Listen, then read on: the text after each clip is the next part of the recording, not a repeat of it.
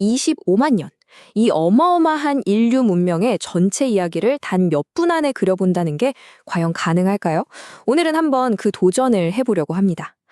문명을 움직인 핵심 동력, 특히 언어와 에너지라는 두 개의 큰 축을 중심으로 인류의 거대한 역사를 한눈에 꿰뚫어 볼 거고요. 그 과정에서 인간의 본성인 교환이 어떻게 모든 걸 연결했는지도 함께 살펴보겠습니다. 좋아요. 그럼 한번 시작해볼까요? 25만 년이라는 시간은 솔직히 감도 잘 안 오죠. 너무 거대해서 어디서부터 시작해야 할지 막막하게 느껴질 수 있습니다. 하지만 이럴 때 가장 좋은 방법은 마치 비행기를 타고 하늘 위에서 도시를 내려다보는 것처럼 가장 중요하고 큰 패턴부터 먼저 딱 잡아내는 겁니다. 바로 이겁니다. 복잡해 보이지만 인류의 전체 역사는 크게 딱 세 덩어리로 나눌 수 있어요. 첫 번째는 25만 년 전부터 시작된 아주 기나긴 수렵 채집 시대. 그리고 두 번째는 기원전 1만 년쯤 농업이 시작되면서 열린 농경 시대. 마지막은 1750년경 산업혁명과 함께 빵 하고 터진 근대입니다. 이 세 시대가 바로 오늘 우리의 여정을 안내할 지도가 되어줄 겁니다. 그럼 첫 번째 시대로 한번 들어가 보죠. 인류 역사의 95% 이상, 그러니까 거의 대부분을 차지하는 수렵 채집 시대입니다. 이 시대를 정의하는 가장 근본적이고 위대한 혁신은 뭐였을까요? 그건 바로 언어였습니다. 자, 이 비유가 정말 기가 막히는데요. 한번 보세요. 다른 동물들이 환경에 적응하려면 수천, 수만 년에 걸쳐서 유전자가 바뀌어야 해요. 말하자면 몸 자체가 바뀌는 하드웨어 업그레이드를 해야 하는 거죠. 그런데 인간은 언어를 통해 지식과 경험을 다음 세대에게 그냥 말로 알려줄 수 있었어요. 이건 마치 컴퓨터 소프트웨어 업데이트 같은 거잖아요. 훨씬 빠르고 효율적이죠. 바로 이게 집단학습의 엄청난 힘입니다. 이야, 정말 멋진 표현 아닌가요? 언어 덕분에 우리는 어제 우리 할아버지가 저 열매 먹고 배탈 났었대 하면서 과거의 교훈을 얻고 내일은 다 같이 저 강가로 사냥을 가자고 미래를 계획할 수 있었죠. 이게 바로 시간을 넘나드는 타임머신이죠. 또 저 산 너머에는 사슴이 많다더라 하면서 가보지 않은 곳의 정보를 공유하며 공간의 제약도 뛰어넘었습니다. 마법 양탄자처럼요. 그럼 이 시대의 우리 조상들은 어떤 모습으로 살았을까요? 이 숫자가 힌트를 줍니다. 1제곱킬로미터, 그러니까 축구장 한 140개쯤 되는 넓은 땅에 사람이 딱 한 명 정도 살았다는 뜻이에요. 정말 띄엄띄엄 거대한 자연 속에서 작은 무리를 이루어 끊임없이 이동하면서 살았던 거죠. 흔히들 원시적인 삶은 배고프고 힘들었을 거라고 생각하잖아요.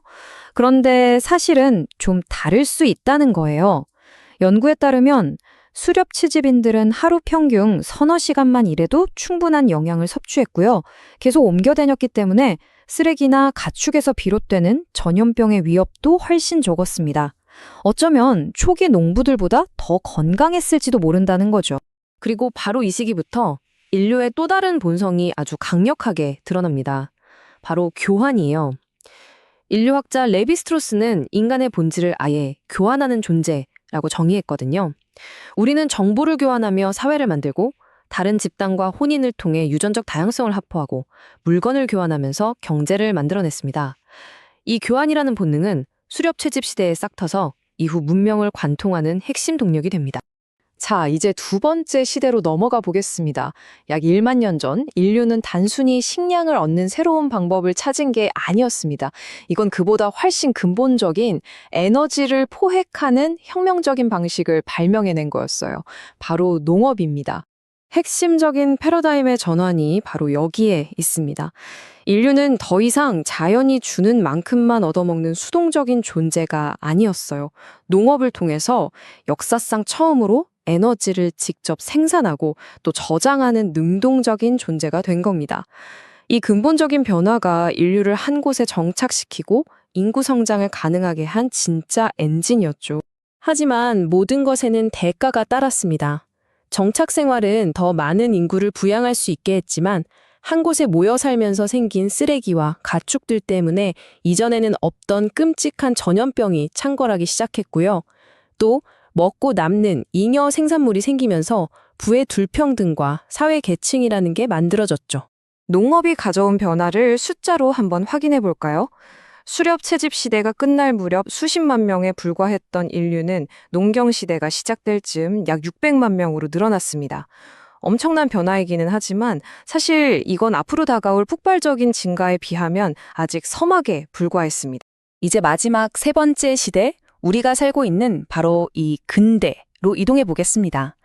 이 시기부터 인류의 역사는 이전과는 비교할 수 없는 속도로 말 그대로 폭주하기 시작합니다. 무엇이 이 거대한 가속을 촉발했을까요? 네, 바로 또 한 번의 에너지 혁명이었습니다. 농업이 태양 에너지를 식물의 형태로 저장한 거라면 근대 인류는 수억 년간 땅속에 응축된 태양 에너지, 즉 화석 연료를 꺼내 쓰는 법을 알아낸 거죠. 그 힘은 정말 차원이 달랐습니다. 그 결과가 어땠는지 이 놀라운 통계를 한번 보세요. 지금까지 지구에 존재했던 모든 인류를 다 합쳤을 때 그중 20% 이상이 1750년, 그러니까 근대가 시작된 이후에 태어났습니다. 다시 말해 인류 역사 전체를 통틀어 태어난 사람 5명 중 1명이 바로 이 짧은 시기에 집중된 겁니다. 정말 어마어마하죠. 인구가 2배로 늘어나는 데 걸리는 시간을 보면 이 가속도가 더욱 극적으로 와닿습니다. 수렵 채집 시대에는 약 8,000년이 걸렸던 게 농경 시대에는 1,500년으로 줄었고 근대에 들어서는 100년도 채 걸리지 않게 되었습니다. 이게 바로 기하급수적 성장의 힘 혹은 무서움이죠. 결국 인류는 스스로가 자연을 압도하는 거대한 지질학적 힘이 되었습니다. 그래서 과학자들은 지금 시대를 인류세라고 부르기 시작했습니다. 인류라는 단 하나의 종이 행성 전체의 운명을 좌우하는 시대라는 뜻입니다. 25만 년의 시간을 정말 숨가쁘게 달려왔습니다. 우리는 언어라는 소프트웨어 업데이트로 시작해 농업과 화석 연료라는 두 번의 거대한 에너지 혁명을 거치면서 지금 여기까지 왔습니다. 이게 마지막으로 이 여정을 한번 정리해 보겠습니다. 보시는 것처럼 인류의 역사는 하나의 거대한 톱니바퀴 같았습니다. 언어라는 소프트웨어가 협력을 가능하게 하자 인류는 농업이라는 새로운 에너지를 획득했죠. 이 에너지는 더 많은 인구와 복잡한 사회를 낳았고 이는 다시 화석 연료라는 폭발적인 에너지 혁명으로 이어졌습니다. 결국 정보, 즉 언어와 동력, 즉 에너지가 서로를 증폭시키며 달려온 과정, 그것이 바로 25만 년의 역사입니다. 그럼 마지막 질문을 던져봅니다. 언어와 에너지가 지난 25만 년간 우리를 이끌어온 엔진이었다면 인류세 넘어 다음 시대를 열어갈 우리의 새로운 동력은 과연 무엇이 될까요? 여러분의 생각은 어떠신가요?